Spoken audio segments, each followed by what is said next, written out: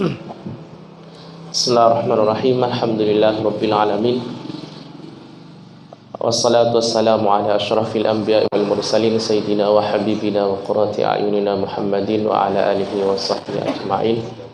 Allahumma rzuqna fahman nabiyyin wa hifdzal mursalin wa ilhamal malaikatil muqarrabin bi rahmatika ya arhamar rahimin. Allahumma inna nas'aluka ilman nafi'a wa qalban khashi'a wa amalan mutaqabbala wa rizqan halalan tayyiban mubaraka. Rabbana zidna ilma warzuqna fahma. Allahumma a'inna ala dzikrika wa syukrika wa husni ibadatik. Allahumma inna nas'aluka husnal khatimah wa na'udzubika min su'il khatimah. Taqabbal minna ya karim walhamdulillahi rabbil alamin. Bapak Ibu jamaah yang dirahmati Allah Subhanahu wa taala, bersyukur kita kepada Allah Subhanahu wa taala pagi ini Allah masih memberikan kita kesempatan untuk bisa melanjutkan mudzakarah kita, mutalaah kita, taklim kita terkait dengan qasasul anbiya, kisah-kisah para nabi. Setelah tadi malam mungkin kita beryuforia, alhamdulillah. Saya pikir kita semua ngantuk pada pagi hari ini, tapi karena senang jadinya nggak ngantuk. Tapi syukurnya kita itu Islam di atas segala-galanya. Saya melihat fenomena ini luar biasa. Sebagian di antara kita mungkin ngefans sama CR7, Pak. Sebagian. Tapi ternyata ketika itu dihadapkan dengan agama Islam, itu kita kemudian bersatu. Jadi mendowngrade-kan apa istilahnya ya? Fansnya kita itu kita turunkan dan Islam kita naikkan, dan itu menjadi fenomena yang sangat luar biasa. Makanya pertandingan tadi malam itu euforianya luar biasa. Tentu di kalangan kaum muslimin itu menjadi kesyukuran yang luar biasa. Bapak Ibu yang dirahmati Allah Subhanahu wa taala, pagi ini kita akan melanjutkan kisah tentang salah satu nabi Arab. Setelah kemarin kita menyelesaikan satu dari 4 nabi Arab, yaitu Nabiullah Hud alaihi salam. Insyaallah kita akan melanjutkan nabi Arab yang kedua, karena nabi Arab itu ada 4, Pak. Kenapa disebut nabi Arab? Karena memang mereka tinggal di Jazirah Arab dan lahir di Jazirah Arab, berbahasa Arab. Kata baginda Rasul sallallahu alaihi wasallam ketika baginda Rasul bilang sama Abu Dzar bahwa sesungguhnya nabi Arab itu ada 4, Hud, Salih, Syu'aib dan Muhammad sallallahu alaihi wasallam. Dan nabiyuka ya Abu Dzar, kata baginda Rasul, dan nabimu wahai Abu Dzar. Kemarin kita selesai di kisah Nabiullah Hud, dan kita insyaallah akan melanjutkan ke Salih. Cuma menariknya jemaah dirahmati Allah, orang-orang ahli kitab, orang-orang Yahudi tidak meyakini adanya nabi Arab. Mulai dari yang nomor 1 sampai yang nomor 4. Sebenarnya dalam kitab mereka itu ada potensi mereka sebenarnya meyakini 3 nabi Arab sebelum baginda Rasul. Tapi karena mereka sudah kepotoan, bahasa kita, sudah kadung, tidak percaya dengan baginda Rasul sallallahu alaihi wasallam sebagai salah satu nabi Arab, maka mereka harus mendelete 3 dari 4 nabi Arab yang datang sebelum baginda Rasul sallallahu alaihi wasallam.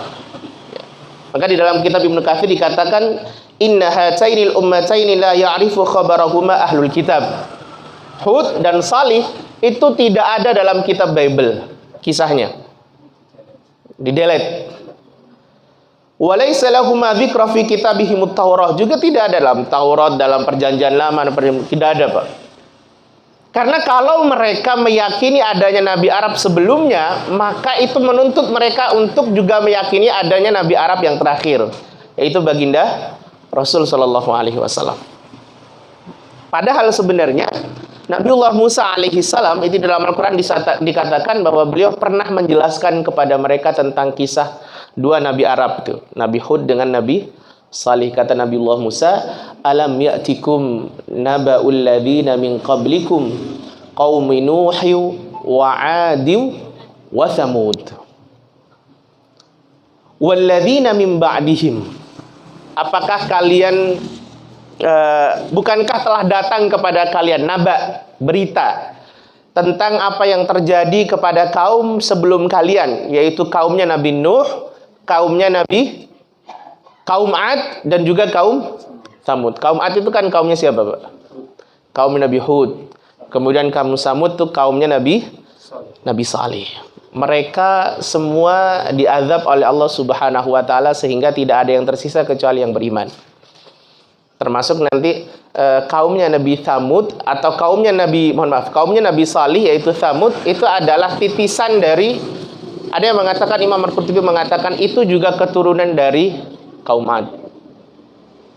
Jadi jemaah yang dirahmati Allah Subhanahu wa taala, ini kita akan berbicara tentang Nabi Arab. Siapa tadi? Hud, Salih, Syuaib, dan Rasul sallallahu alaihi wasallam. Nah, Bapak Ibu yang dirahmati Allah Subhanahu wa taala, Nabi Salih itu hadir setelah Samud. Artinya begini. Kemarin ada papannya. Ini saya perlu papan karena memang dalam materi ini saya perlu ada visualisasi sedikit tentang silsilah hubungan antara Ad dengan Samud. Ini sangat dekat sekali. Kalau saya tulis di sini Samud, kita bicara tentang Samud, ya. Ini jemaah yang dirahmati Allah Subhanahu wa taala, ada dua pendapat. Samud, ada yang mengatakan dia keturunan dari Ad. Salah satunya Imam Al-Qurtubi mengatakan itu. Dan beliau berdasarkan salah satu firman Allah Subhanahu wa taala, ahlaka adanil ula, bahwa Allah Subhanahu wa taala telah membinasahkan Ad yang pertama. Ad yang pertama itu ini. Kalau ada Ad yang pertama berarti ada Ad yang kedua, kan kebiasaan kita. Kalau ada yang pertama, pasti ada yang kedua, kan? Kalau dulu kita di madrasah itu kan, Pak. Kalau dulu saya di madrasah itu ada nama yang sama, ada Robi juga. Itu biasanya dikasih kode, Robi A, Robi B, atau Robi 1, Robi 2, begitu kan ya. Nah, kata Imam Al-Qurtubi dalam firman Allah ahlaka adanil ula, itu Ad yang pertama itu adalah kaum Ad yang sudah dibinasakan oleh Allah Subhanahu wa taala. Kemudian Ad-Tsaniyah itu adalah Thamud. Jadi ini yang pertama, ini yang kedua. Jadi Imam Al-Qurtubi mengatakan bahwa Thamud ini keturunan dari Ad. Dari Ad berarti dari yang beriman yang tidak diazab oleh Allah Subhanahu wa taala. Kemudian ada juga yang mengatakan ini dari Athir. Ada juga kalimat Imam Ibnu Katsir mengatakan dari Athir. Tapi ada juga ulama yang mengatakan Jathir, bukan Athir. Ya. Ini pendapatnya jumhur ulama. Jumhur ulama mengatakan dari Athir. Cuma menariknya begini, kedua-duanya ini ketemunya di Iram, Pak. Iram adzatil imad. Dia ketemu di Iram. Ya. Dari Thamud bin Ad bin Iram. Ada yang mengatakan bin Awad, ada yang mengatakan bin Aus, kemudian di sini bin Sam, di sini bin Nuh. Gak nutut papannya, Pak. Makanya dari Nuh ke Ad 1, 2, 3, 4. 4 generasi. Ada yang mengatakan 5 generasi. Bahkan ada yang mengatakan 6 generasi. Sehingga Ad yang di sini itu nanti lupa dengan sejarah bagaimana Allah menenggelamkan kaum Nabi Nuh. Sementara ketika mereka sudah dibinasakan oleh Allah, orang-orang yang berimannya nanti melahirkan Tsamud. Nah, apa hubungannya dengan Salih? Salih itu lahir di belakang, Pak. Salih bin Ubaid ya, bin Masyih, kemudian bin Ubaid bin Masih, kemudian bin Thamud, bin Hajir bin Thamud, maaf, Hajir bin Thamud. Jadi berapa generasi coba? 1, 2, 3, 4, 5, 6. Di masa Salih lah kemudian muncul kesyirikan itu. Jadi dari Ad yang beriman yang sudah dibinasakan, yang kemudian sisa orang yang beriman, yang mereka kemudian tahu melihat dengan mata kepala mereka sendiri bagaimana Ad itu dihancurkan, itu kemudian nanti melahirkan Tsamud. Di masa ini iman masih kokoh, Pak. Iman masih kokoh karena mereka masih tahu kisah-kisah bagaimana Allah mengadab kaum Ad. Kemudian di masa ini masih ada iman itu. Tapi karena sudah 6 generasi jemaah yang dirahmati Allah, semakin redup tuh. Kisah-kisah semakin redup, iman semakin redup. Sampailah kemudian di masa Salih ini lahir. Disitulah kemudian terjadi kesyirikan yang keberapa? Yang ketiga. Nuh yang pertama, Ad yang kedua, Tsamud yang ketiga. Ini pelajaran besar bagi kita. Dan saya merenung, Pak. Karena begini, generasi itu semakin jauh dari nabinya, semakin punya potensi untuk melakukan kemaksiatan lebih besar. Sama kayak kita hari ini. Kita hari ini sudah berapa generasi dari baginda Rasul Shallallahu Alaihi Wasallam? Berapa kira-kira, Pak? Gak hitung, Pak. Saking dari gak taunya, bukan saking dari banyaknya, saking dari gak taunya kita. Tapi kita sudah beberapa generasi. Itu 7 generasi atau 6 generasi, mungkin kisaran tidak sampai 1000 tahun. Tapi kita ini sudah 1500 berapa? 1400, Pak. 1400 tahun. Maka ada banyak generasi kita ini yang kemudian mereka mendelete nilai sejarah dalam hidup mereka. Mereka tidak tahu nilai sejarah bagaimana dulu orang-orang yang bermaksiat itu diazab oleh Allah Subhanahu wa taala. Jangankan kisah Rasul, jangankan kisah Hud, kisah Ad, kemudian kisah Samud, kisah Nuh, kisah baginda Rasul yang paling dekat dengan mereka saja mereka nggak bisa. Iya kan? Ini kan kaumnya Nabi Salih itu melupakan kisah bagaimana dulu kaum Ad itu diazab oleh Allah Subhanahu wa taala. Karena mereka syirik pada Allah Subhanahu wa taala. Itu hanya 7 generasi, Pak, kita. Makanya kita sekarang menjumpai di generasi kita ini apa yang tidak ada, coba. Apa yang tidak ada kira-kira? Bicara kaum Sodom, sudah jadi tradisi di barat sana. Bahkan di generasi kita ini, itu hampir semua yang dilakukan umat-umat terdahulu ada. Iya nggak, Pak? Iya kan? Syirik, apa yang nggak ada? Syirik luar biasa. Bahkan sampai hari ini muncul orang yang tidak bertuhan. LGBT kurang apa coba di generasi kita ini? Yang dulu di generasinya kaum Nabi Lut alaihi salam itu dihancurkan luar biasa. Kemudian kalau Tsamud, Ad itu syirik pada Allah Subhanahu wa taala. Karena kita ini sudah terlalu jauh dari nilai nubuah, maka di generasi kita ini terlalu banyak kemaksiatan. Maka celaka bagi orang yang kemudian memahami bahwa jahiliyah itu hanya ada di zaman baginda Rasul. Kalau saya tanya, apa itu jahiliyah? Apa indikator ukuran sebuah generasi disebut jahiliyah? Apa, Pak, kira-kira? Apa? Saya sampai keringetan, Pak. Apa kira-kira? Jahiliyah itu, kata para ulama, adalah sebuah perilaku yang tidak berdasar pada petunjuk Quran dan petunjuk hadis baginda Rasul Shallallahu Alaihi Wasallam. Itu jahiliyah. Jadi orang yang selalu menganggap bahwa jahiliyah itu hanya ada di zaman Rasul, itu kata Umar ibn Khattab celaka. Karena dia merasa bahwa generasi di zaman dia itu tidak jahiliyah. Padahal ukuran jahiliyah kata para ulama, segala perbuatan yang tidak berdasar atas petunjuk Quran dan petunjuk nubuah. Itu jahiliyah. Mungkin dulu visualisasinya adalah, kalau dulu gambarannya itu, ketika zaman baginda Rasul, berhala ada di Mekah luar biasa banyak. Sekarang apa ndak ada berhala di antara kita? Banyak. Kalau dulu di zaman baginda Rasul ada namanya al-mala' wal karam. Artinya orang yang paling punya strata sosial paling tinggi itu adalah orang yang paling kaya di antara mereka. Orang yang paling punya banyak harta. Orang yang kalimatnya didengar, orang yang menjadi teladan, orang yang menjadi curhatan. Bahkan orang yang dieluk-elukan itu adalah orang yang paling punya banyak harta. Sekarang ada apa enggak? Banyak. Kita ini nunduk-nunduk kalau sama orang kaya. Iya kan? Bahkan di antara kita, ya Allah ya Karim, kalau sudah musim pemilu itu orang kaya berkuasa luar biasa. Dihitung tuh 100.000. Kita itu satu suara atas apa yang dia sampaikan. Padahal kadang salah. Itu namanya al-mala' wal karam.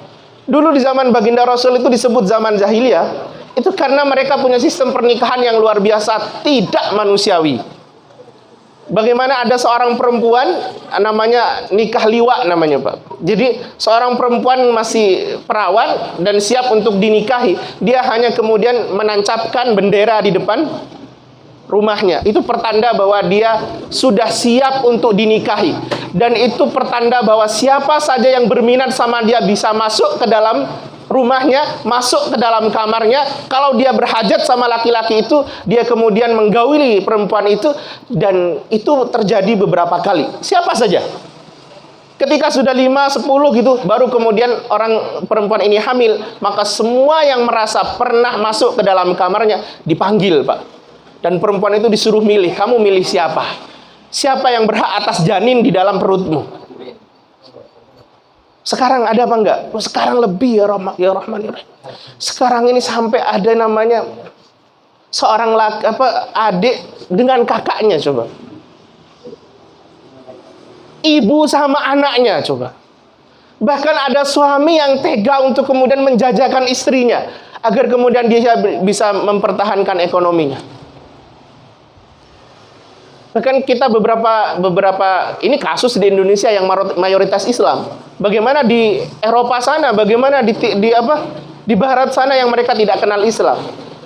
Itu kita pernah dapat informasi bahwa ada seorang istri, mohon maaf, diboking sama laki-laki nakal, diantar sama suaminya. Coba. Maka lihat kalimat Umar ibn Khattab. Kata Umar, simpul-simpul Islam ini akan terurai sedikit demi sedikit ketika generasinya tidak paham apa itu jahiliyah. Ketika kita hanya mengatakan bahwa jahiliyah itu hanya ada pada zaman Rasul. Padahal di zaman kita ada banyak indikasi-indikasi yang sama yang itu menunjukkan kejahiliahan kita. Maka kalau tadi dirunut dari Nuh, ya, dari Nuh ke Sam, ke Awad atau Aus, ke Iram, ke Ad, ke Thamud, ke Hajir, ke Ubaid, ke Masyih, ke Ubaid, ke Salih.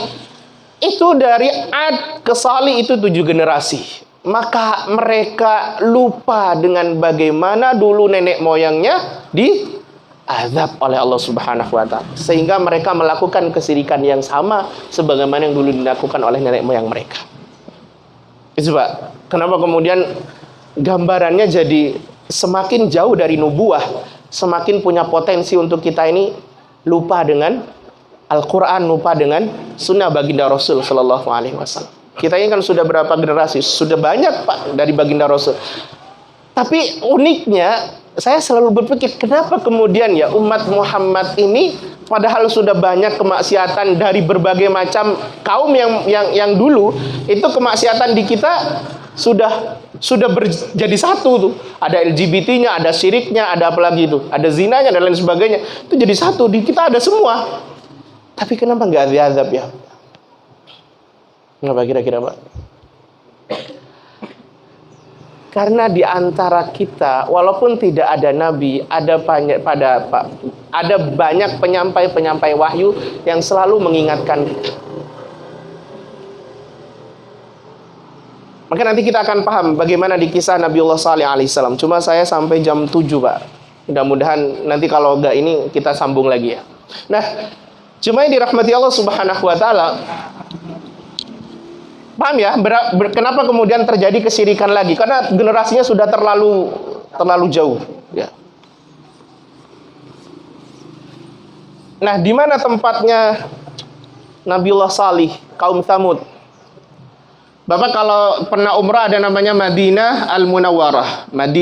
Di Madinah itu ada namanya Khaybar. Ya, ada Khaybar. Nah, di Khaybar ini jalannya saya juga nggak pernah ke situ. Makanya nanti kalau kita berdoa mudah-mudahan bisa ke Madinah, bisa juga tahu Khaybar. Ada di setelah Khaybar itu namanya Al-Ula. Ula ini sekarang nama sekarang, tapi dulu disebut dengan Madain Salih. Tempatnya, kotanya Salih, atau Diyar Thamud namanya, kampung Thamud. Nah, di Ula ini nanti di atasnya ada Tabuk.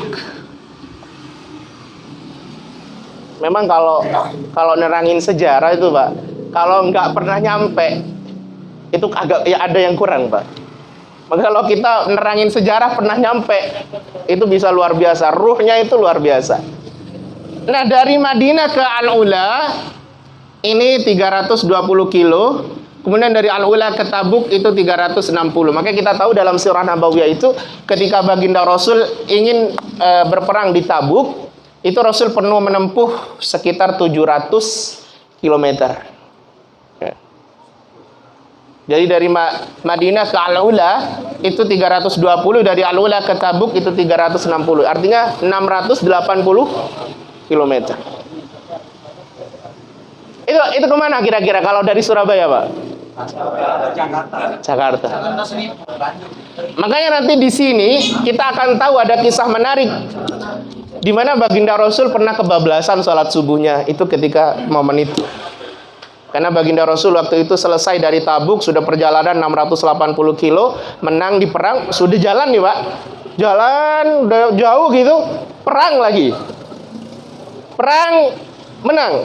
Rasul balik tuh. Balik, Rasul kemudian istirahat di antara Al-Ula dan Tabuk.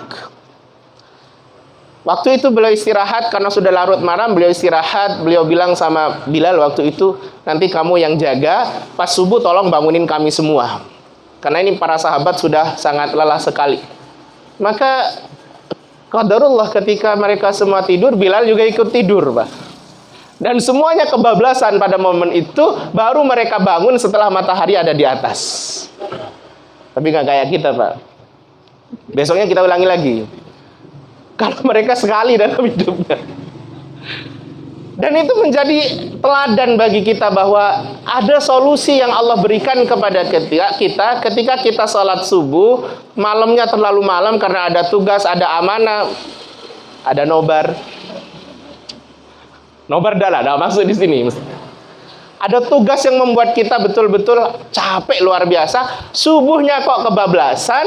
Rasul yang dilakukan Rasul apa? Rasul langsung kemudian ngambil wudhu, sholat subuh, Pak. Langsung. Tidak perlu dikodok nunggu subuh besoknya. Jadi langsung saat itu juga semua para sahabat langsung sholat subuh. Ada yang mengatakan itu kodok, ada yang mengatakan itu bukan kodok karena memang sudah kepepet bahasa kita, sudah, karena ya itu di luar kemampuan beliau sebagai manusia gitu ya. Nah, di Al-Ula itu jemaah yang dirahmati Allah, ketika Rasul berangkat dari Madinah ke Tabuk, itu Rasul mampir di Al-Ula karena di Al-Ula itu banyak sumur. Makanya nanti kita tahu di dalam Quran itu Allah mengatakan fi jannati wa uyun. Kaum Samud itu berada dalam kebun-kebun yang sangat subur dan mata air yang mengalir luar biasa. Wa zuru'in wa nakhlin tal'uha hadim, di mana pertanian mereka luar biasa bagus, Pak. Saya selalu mengatakan bahwa negeri, desa, kota yang sumber airnya tidak masalah, maka mestinya dia sejahtera, mestinya. Saya mengalami sendiri. Saya punya desa sekarang ini yang sekarang lagi saya giatkan programnya itu. Punya desa, sumber airnya itu kalau ditusuk 14, 15, maksimal 20, itu airnya langsung mancur, Pak. Tapi saya mendapati beberapa tahun sejak dulu, saya baru sadar beberapa tahun ini ketika mengkaji sirah, bahwa mestinya negeri, desa, kota yang airnya tidak masalah itu mestinya makmur. Kalau nggak makmur, berarti salah kelolanya. Iya ya, Pak. Karena dulu Hajar sama Ismail itu mengawali hanya dari sumur Zam-Zam, kemudian menjadi kemakmuran yang seperti sekarang. Nah, saya menggarap itu di desa saya karena saya mendapati bahwa di desa kami itu sumber air itu luar biasa melimpah. Tusuk 15, 20 udah keluar. Tapi menariknya bertani cuma sekali. Habis itu lahan 6-8 bulan bukan kering, apa istilahnya? Tidur. Nah, sekarang kita lagi galakkan program untuk wakaf sumber air pertanian. Kita bor di beberapa titik per 150 petak kita bor. Target kita bagaimana kemudian mereka bisa sepanjang tahun bertani. Karena kata Allah fi jannati wa uyun wa zuru'i wa nakhlin tal'uha hadim. Samud itu punya sumber air yang luar biasa melimpah sehingga pertanian mereka subur. Samud itu kayak ini, Pak, kayak lembah. Jadi ada bukit di atasnya, kemudian turun itu ini. Jadi kalau dilihat dari atas tuh hijau luar biasa. Ini katanya, saya juga belum pernah ke sana. Katanya itu kalau dilihat dari atas hijau luar biasa. Nah, cuma ada kisah menarik. Di mana waktu itu baginda Rasul datang dengan rombongan perang Tabuk, prajurit yang akan datang ke Tabuk, berangkat ke Tabuk. Kemudian beliau istirahat di Al-Ula, di Madain Salih itu. Sudah mendirikan tenda dan semua sudah bikin makanan, ada yang bikin roti, ada yang bikinnya masak air, ada yang bikin susu dan lain sebagainya. Nah, rupanya ketika mereka sedang memasak itu, jemaah yang dirahmati Allah, Rasul baru paham bahwa ternyata air yang mereka gunakan untuk memasak itu diambil dari sumur-sumurnya kaum Samud yang diazab oleh Allah Subhanahu wa taala. Ketika Rasul sadar itu, dan mungkin memang waktu itu Allah memberitahu kepada baginda Rasul bahwa mereka mengambil air dari sumur-sumur kaum Samud, oleh baginda Rasul semua makanan itu disuruh untuk buang, Pak. Airnya disuruh buang. Yang tidak boleh dibuang waktu itu hanya adonan roti. Bapak tahu roti tamis ya, kalau kira sekarang. Kalau dulu di baginda Rasul itu ada roti memang dari gandum. Itu oleh baginda Rasul tidak disuruh buang, tapi disuruh untuk dibuat makan unta. Makan unta yang dibuat untuk perjalanan kemana? Ke Tabuk. Nah, jemaah yang dirahmati Allah Subhanahu wa taala, saya juga baru paham dalam kisah Nabi Salih ternyata juga ada aplikasi di mana hewan ternak itu tidak harus dipakani rumput. Dan di kita kan juga tidak dipakani rumput juga, Pak ya. Banyak ya. Apa itu? Ampas tahu, ampas ketela, pisang dan lain sebagainya. Ternyata itu sejak zaman Rasul sudah. Jadi adonan roti itu yang dari tepung itu oleh baginda Rasul disuruh kasih ke unta. Jangan dibuang, itu kasih ke unta. Tapi daging-daging yang sudah dibasuh dengan air sumur Samud tadi, itu oleh baginda Rasul suruh buang. Karena tidak layak bagi kita itu meminum air dari orang yang pernah diazab oleh Allah Subhanahu wa taala. Itu baginda Rasul mengatakan begitu. Maka berarti ada efek kan, Mbak? Jadi ini penting, Mbak, bahwa bekas sisa dari orang yang pernah mendapatkan azab dari Allah itu menjadi tidak barakah. Tidak barakah. Maka apa yang kemudian dilakukan? Baginda Rasul bilang, kalian ngambil air dari tempat di mana nakohnya atau untanya Nabi Salih minum. Hanya itu yang boleh dipakai. Kan nanti ada unta, Pak.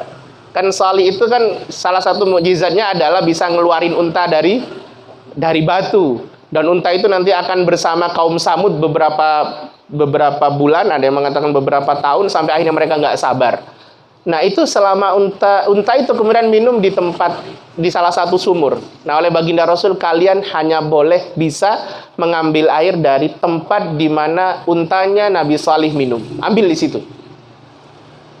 Maka dia ambil di situ. Coba. Jadi ini yang untahnya Salih, itu punya pengaruh pada sisanya, coba. Ya kan? Punya pengaruh pada sisa. Makanya ada sebagian di antara kita itu yang dulu saya di pesantren itu sampai sepedanya kiai itu ada apa ya istilahnya? Ada rasa yang nggak boleh dipakai lah. Kan kalau kita sama sepertemanan itu kayak biasa lah. Tapi kalau sama sepedanya yai, sandalnya yai, itu agak gimana gitu, Pak? Mungkin bukan kualat, cuma agak kurang nyaman gitu kalau kemudian kita sampai make, sampai nginjek dan lain sebagainya.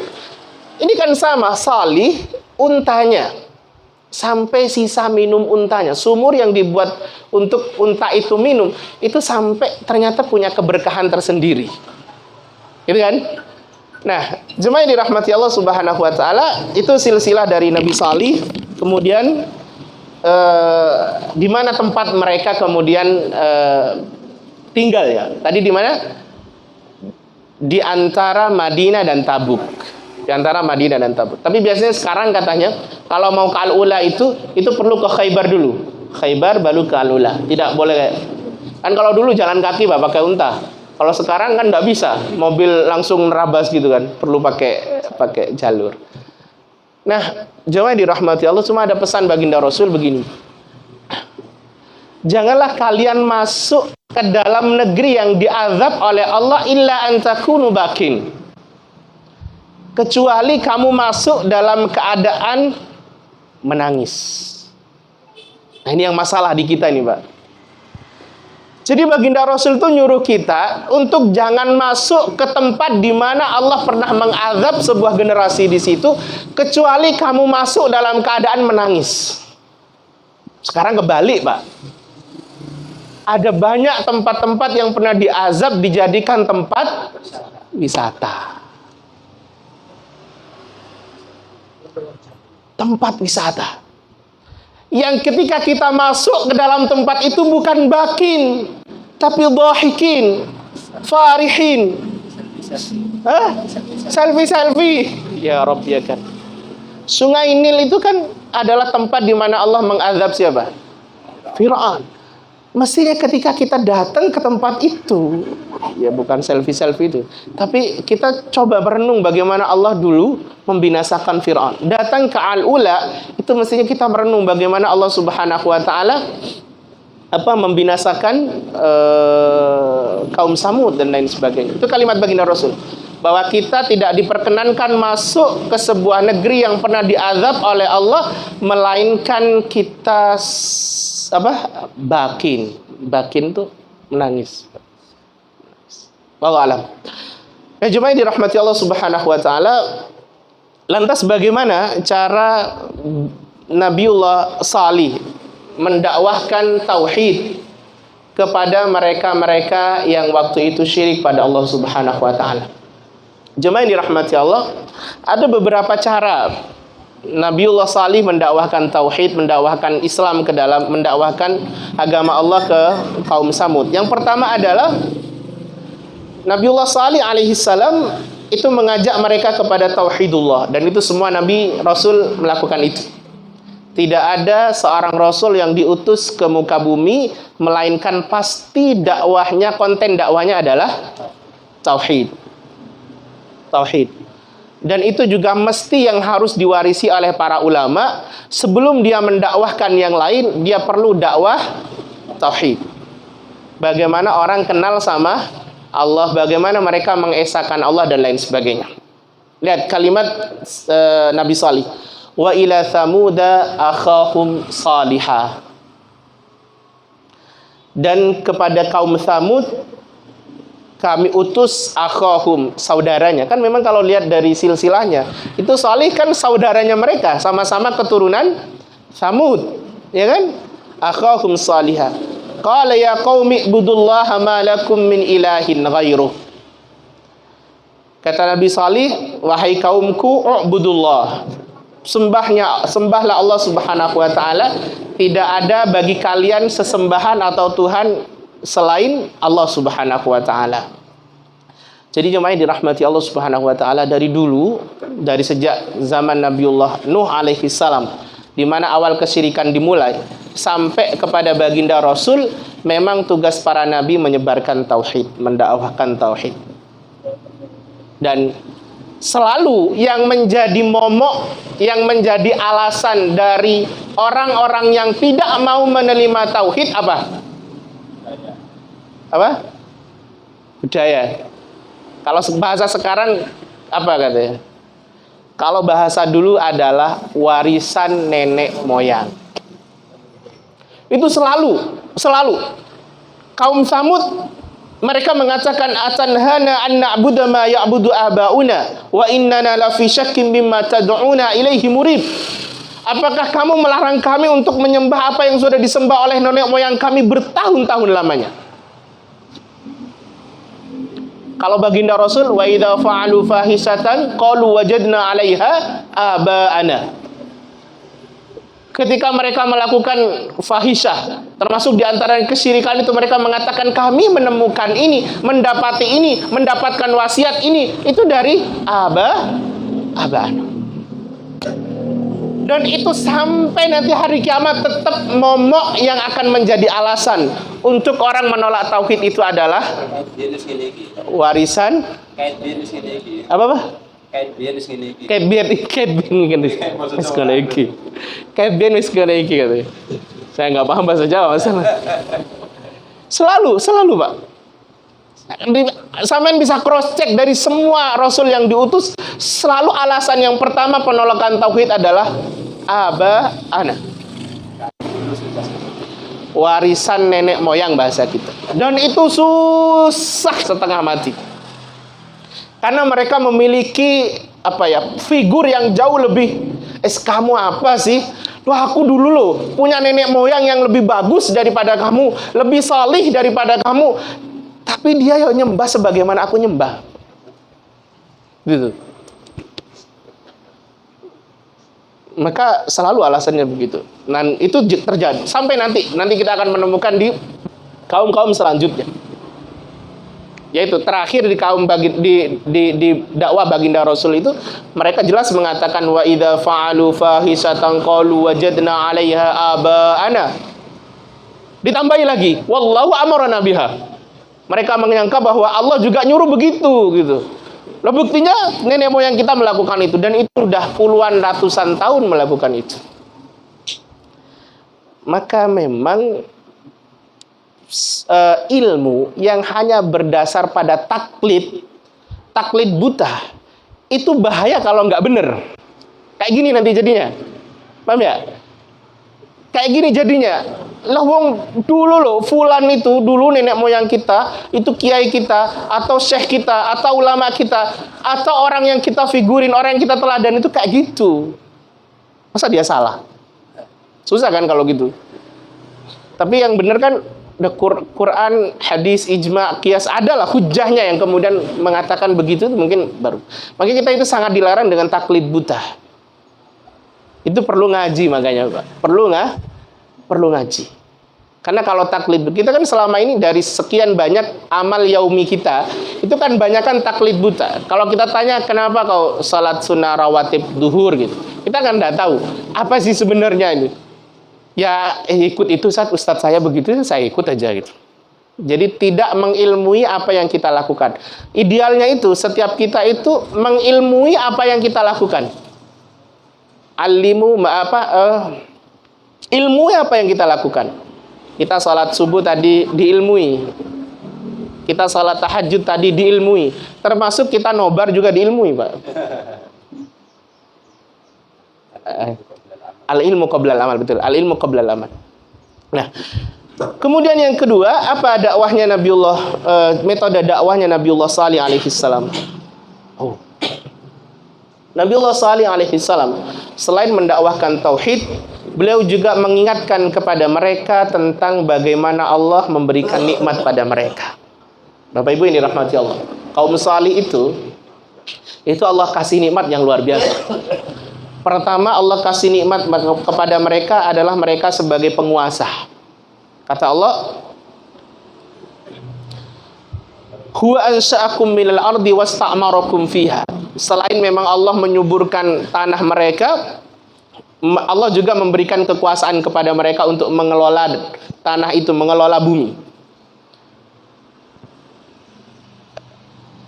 Dan kemudian mereka diberikan oleh Allah Subhanahu wa taala harta yang berlimpah sehingga kemudian mereka bisa membangun istana-istana. Selain itu, wa tanhituna minal jibali buyuta, salah satu keterampilan mereka itu mereka bisa memahat gunung-gunung untuk jadi rumah, Pak. Coba. Jadi kan perumahan mereka itu ada bukit-bukit gitu, Pak. Itu dipahat oleh mereka, itu jadi rumah. Bukankah mereka sudah punya istana, punya rumah, ngapain masih buat rumah di gunung-gunung? Apa kira-kira alasannya? Apa? Prestis. Bukan prestis. Prestis, bukan prestis. Apa? Oh, untuk villa refreshing. Kok nangkep sampean? Karena umur mereka lebih panjang dibandingkan rumah mereka. Maka mereka perlu membuat rumah dari batu sehingga itu bisa sesuai dengan umur mereka. Sampai sekarang masih bertahan. Konon katanya, ini lagi-lagi berita karena memang saya nggak pernah ke sana. Katanya memang di perkampungan Thamud itu ada gunung-gunung yang sudah dipahat dan ada rumah-rumah. Bahkan ada yang pahatannya itu bagus, ada yang pahatannya tidak begitu bagus. Bahkan konon pintunya juga sama kayak pintu kita ini, 2 meteran. Entah apakah waktu itu orangnya masuknya nunduk atau seperti kita masuknya. Tapi yang jelas secara tinggi badan mungkin tidak jauh berbeda. Tidak sebagaimana Nabiullah Nuh dan Nabiullah Adam alaihissalam yang panjangnya bermeter-meter. Itu enggak. Nah, itu mereka memahat gunung itu gara-gara salah satu alasannya yang disampaikan para ulama adalah karena umur mereka jauh lebih panjang dibandingkan rumah mereka. Kalau rumah hanya dari batu bata bisa rusak. Tapi kalau dari batu susah rusaknya. Maka tapi tadi menarik. Sudah punya rumah bangun villa. Upaya juga itu.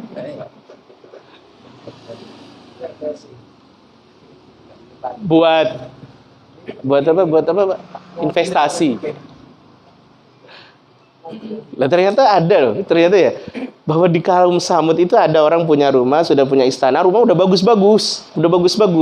Ternyata dia masih memahat gunung untuk dibikin rumah di atas.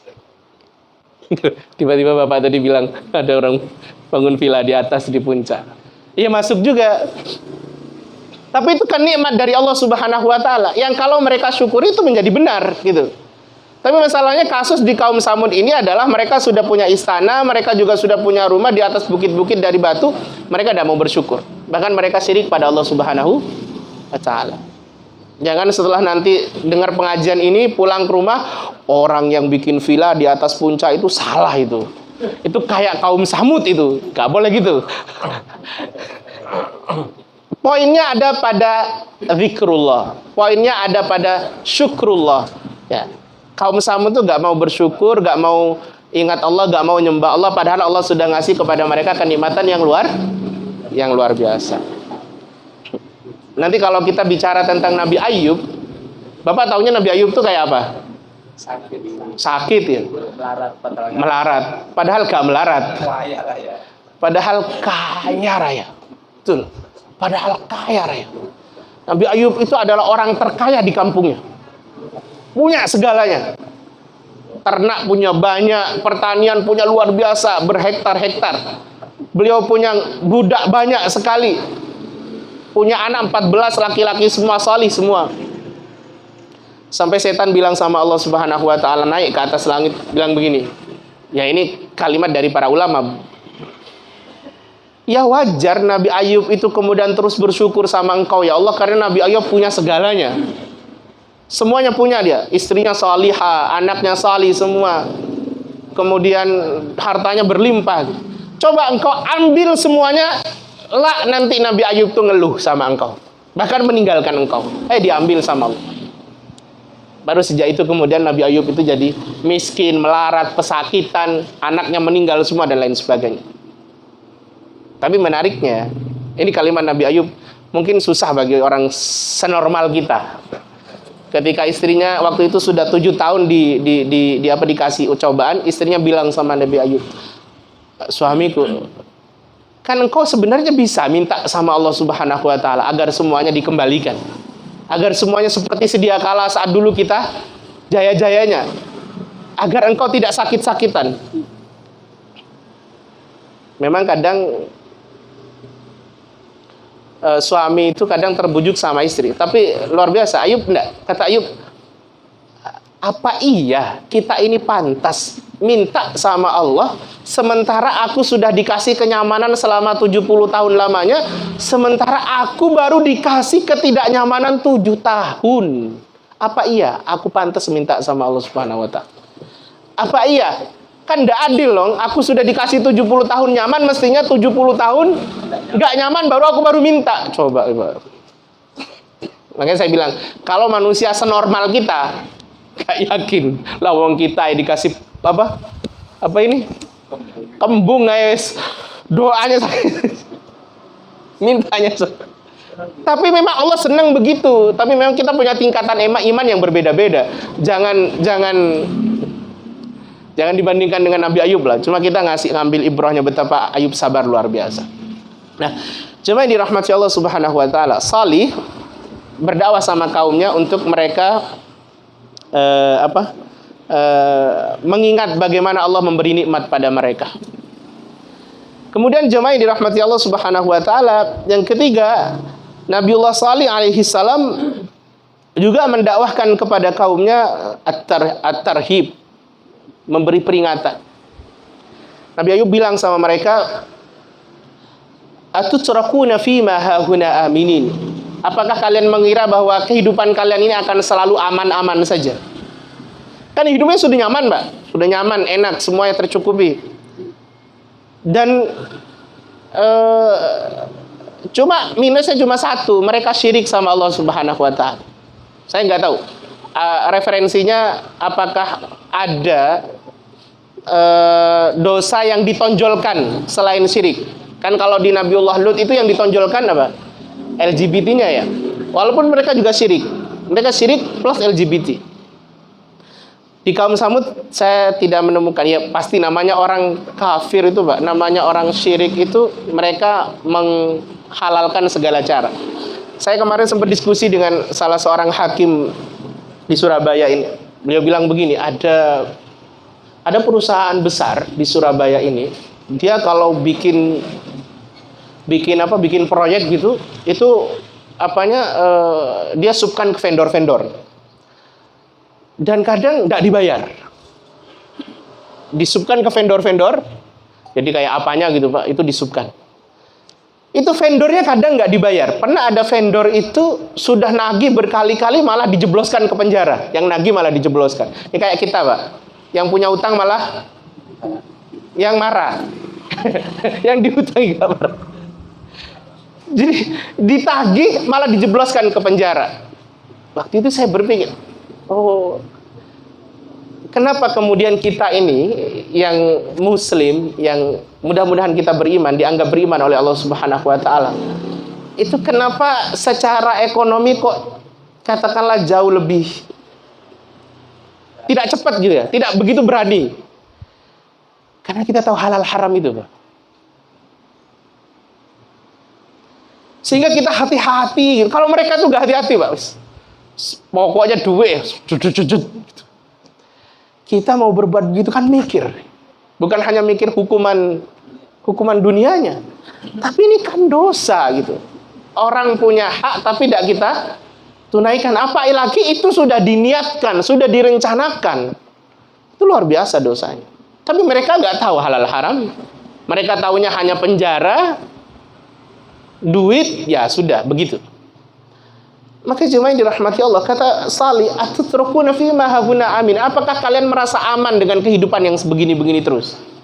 Fi jannati wa uyun, yang kalian memandang bahwa kalian punya kebun yang subur, mata air yang mengalir deras. Wa zuru'i wa nahlin tal'uha hadim, kalian punya kurma yang luar biasa, kalian punya pertanian yang luar biasa. Wa tanhituna minal jibali buyutan aminin, kalian punya rumah dari batu dan lain sebagainya. Fattaqullaha wa atiun. Ayo takwa saja, ayo bertakwa agar kalian selamat, kata Nabiullah Salih alaihi salam. Wala tuti'u amral musrifin, jangan ikuti pemuka-pemuka kalian yang melampaui batas. Karena memang nanti itu ada namanya wa kana fil madinati tis'atu rahti yufsiduna fil ard. Ada 9. Oh iya, Pak. Ingat sampean. Ada 9 di Madain itu yang memang brengsek bahasa kita. Dia yang kemudian dia itu bahasa kita, rivalnya Nabiullah Nuh alaihi salam. Dia selalu mendakwahkan yang tidak baik, menyuruh kepada yang tidak baik. Tapi dia pemuka, orang punya duit. Iya, Pak. Saya ngatur kabeh. wa kana fil madi tis'atu rahti yufsiduna fil ard. Nah, maka kata Nabiullah Nuh alaihi salam, fattaqullaha wa ati'u. Kalian jangan merasa aman dengan kehidupan yang terus begini, walaupun kalian merasa nyaman-nyaman saja. Nah, rupanya jemaah yang dirahmati Allah, sekian banyak dakwah Nabiullah Nuh alaihi salam, Nabiullah Salih alaihi salam, itu nggak ada yang masuk, Pak. Puncaknya nanti justru ketika Nabiullah Salih alaihissalam diminta untuk menunjukkan mukjizatnya. Nah, bagaimana respon daripada umat atau kaum Samud? Kita insya Allah akan bahas nanti di pertemuan berikutnya. Saya kebetulan ada acara, Pak, jam 8 di Juanda. Saya diminta untuk datang ke sana jam 8 persis. Makanya bawa mobil akhirnya. Biasa bawa sepeda. Jadi langsung tol. Jadi mohon maaf, saya perlu sampai di sini saja. Nanti kita akan lanjutkan lagi bagaimana respon dari dakwah Nabiullah Salih alaihissalam kepada kaum Samud. Bagaimana kemudian nanti Allah akhirnya mengazab mereka dengan azab yang azabnya itu luar biasa. Ada gempa, ada halilintar, ada suara. Itu tiga-tiganya gabung jadi satu. Ya. Gempa, kita sudah sering gempa, Pak, ya. Halilintar, suara itu dalam sebuah riwayat dikatakan suara itu bagi orang yang beriman di waktu kejadian itu tidak sekeras bagi orang yang tidak beriman. Nabiullah Salih dengan kaumnya ada di desa itu atau di Madain itu, di kota itu, di negeri itu, di tempat itu ketika azab ini sedang diturunkan. Mereka ada di situ. Tapi Allah punya kuasa memilih mana yang perlu dibinasakan, mana yang tidak perlu dibinasakan. Maka juga dalam kejadian kita sehari-hari, kita juga sering mendapati ada kadang di gempa itu yang diselamatkan oleh Allah dengan berbagai macam keajaiban dan lain sebagainya. Tapi jangan pernah menyangka bahwa meyakini bahwa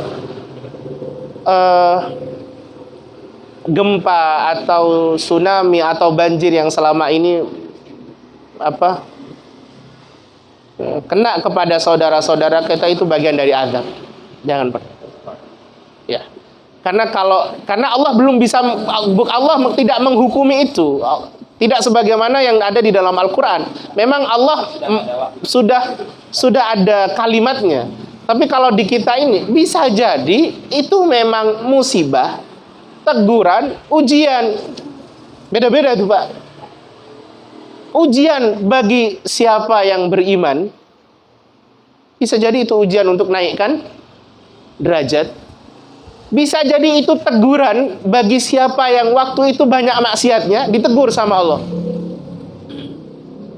Tapi yang jelas itu adalah ujian bagi kita semua. Ujian bagi kita apa? Ya kita yang selamat, yang aman-aman saja, apakah punya kepekaan pada mereka? Apakah bisa ngambil ibrah dari kejadian itu gitu? Jangan selalu kemudian menjudge, menghakimi bahwa itu azab karena di situ ada ini, ada ini. Ya, kita tidak tahu. Yang berhak menghukumi itu azab itu adalah Allah Subhanahu wa taala. Kenapa kalau kepada kaum Tsamud itu kita bilang azab? Karena Allah yang bilang begitu. Allah yang menceritakan. Tapi kepada kondisi-kondisi di kita, jangan kita menghakimi karena kita juga nggak tahu. Kita juga nggak tahu. Hadanallahu wa iyyakum ajmain. Subhanakallahumma wa bihamdika asyhadu an la ilaha illa anta astaghfiruka wa atubu ilaik. Saya mohon maaf, saya langsung pamit lagi. Oke. Atau ada yang ditanyakan? Sampun ya? Coba bisa dengan juga ada. Tidak keburu-keburu. Terburu-buru. Jadi tetap hati-hati dalam perjalanan. Oke, jazakumullah khair. Baik, kita selesaikan dengan bermunajat bersama-sama. Bismillahirrahmanirrahim. Alhamdulillah Rabbil Alamin. Hamdan yuafi ni'amahu wa yukafi'u mazidah. Ya Rabbana lakal hamdu, lakal mulku, lakal syukru, lakal thanaa kama yanbaghi li jalali wajhika wa 'azimi sultan. Allahumma Rabbana zalamna anfusana wa illam taghfir lana wa tarhamna lanakunanna minal khasirin. La ilaha illa anta subhanaka inna kunna minadh dhalimin. اللهم اجعلنا وأولادنا وأهلنا وأزواجنا وذرياتنا وتلاميذنا ومشايخنا من أهل العلم وأهل الخير، ولا تجعلنا وإياهم من أهل الشر والضير، واجعلنا وإياهم من أهل القرآن وأهل الإيمان.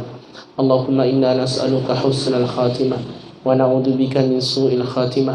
اللهم إنك عفو تحب العفو فاعف عنا. اللهم ربنا هب لنا من أزواجنا وذرياتنا قرة أعين واجعلنا للمتقين إماما. اللهم أعنا على ذكرك وشكرك وحسن عبادتك. اللهم ربنا لا تزغ قلوبنا بعد إذ هديتنا وهب لنا من لدنك رحمة إنك أنت الوهاب.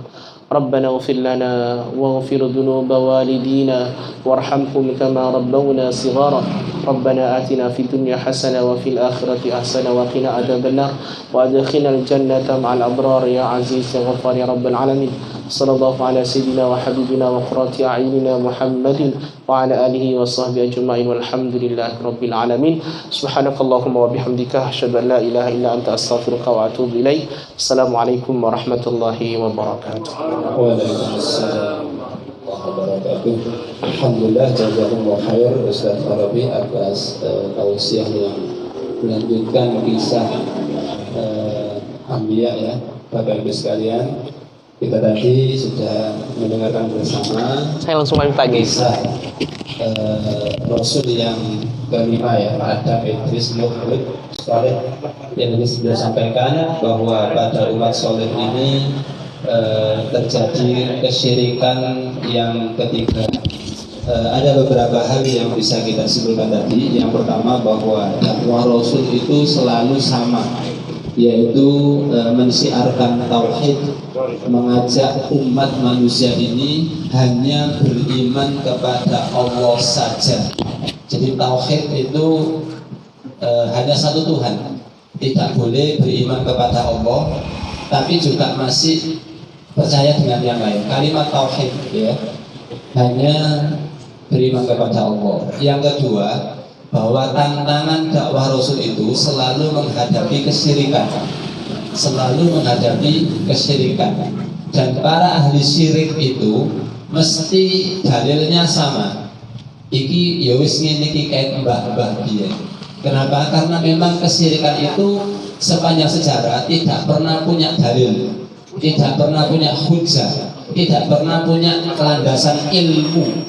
Maka siapapun yang ahli syirik itu pasti alasannya sama, baik dari negeri Arab, dari Eropa, Afrika sampai ke Indonesia. Di kampung kita kalau ahli syirik mesti alasannya sama. Ya wis mulai kait mbah biyen yo ngene. Mosok mbah-mbahmu kate mbok salahno. Mosok wong biyen mbok salahno kon pinter-pinter dhewe gitu ya. Mesti itu untuk menolak ajaran tauhid. Semoga kita tidak termasuk di antara orang-orang yang seperti itu. Semoga Allah masih membimbing kita menjadi ahli tauhid gitu ya. Dan kalau kemudian di zaman umat terdahulu orang mudah lupa dengan ajaran nabi-nabi sebelumnya, itu wajar karena memang jarak antar umat bisa, antar generasi itu bisa ratusan tahun. Dan umat-umat terdahulu itu belum mengenal penulisan kitab ya, sehingga sumber referensi itu memang belum dikenal. Nah, sementara kita yang sudah berpendidikan, sudah sarjana, sudah sekolah, banyak referensi, itu saja bisa lupa dengan sejarah Rasul kita. Kita bisa menguasai matematika, IPA, itu belum tentu paham tentang agama kita. Padahal kita ini sudah banyak pengajian, banyak tausiah, banyak referensi, bahkan sekarang ada YouTube, ada Google. Itu pun masih nggak menjamin kita ini paham tentang agama kita. Apalagi umat-umat terdahulu yang memang budaya seperti ini tidak ada gitu loh. Sehingga ketika kita waspada akan kejahilian, sebenarnya di zaman kita pun kita masih harus waspada. Jangan-jangan kita yang merasa berpendidikan ini masih terjebak dalam kehidupan jahiliyah. Naudzubillah, summa naudzubillah min dzalik. Baik Bapak Ibu sekalian, mari kita akhiri forum kita pagi hari ini dengan doa kafaratul majelis. Subhanakallahumma wa bihamdika asyhadu an la ilaha illa anta astaghfiruka wa atubu ilaik. Untuk saya pribadi kurang lebihnya maaf, dan insya Allah kita akan bertemu lagi, hadir lagi di majelis ini pada bulan depan di Ahad yang kedua. Billahi fisabilil haq fastabiqul khairat. Wassalamualaikum warahmatullahi wabarakatuh.